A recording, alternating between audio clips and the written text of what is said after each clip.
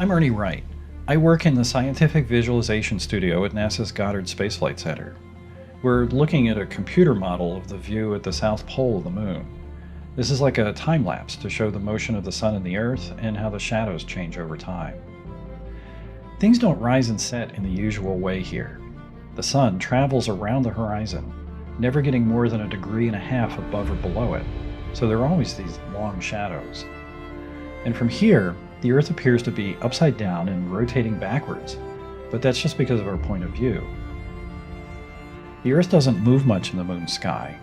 It's always in roughly the same place, just sort of bobbing around. That's true everywhere on the near side of the moon. It's a consequence of the moon always pointing the same face toward Earth. It takes about a month for the sun to make a complete circuit around the horizon, and every so often, it'll pass behind the Earth, creating an eclipse. I've slowed down time here a little so that it's easier to see. On Earth, that would be a total lunar eclipse, the moon passing through the shadow cast by the Earth. But if you're standing on the moon, it's an eclipse of the sun. The terrain at the South Pole is especially rugged. The rim of Shackleton craters in the foreground here, and the mountain off on the horizon, unofficially known as Mons Malapert. It's about 85 miles away. Shackleton crater is about 13 miles wide. Not quite as wide as the Grand Canyon, but it's twice as deep.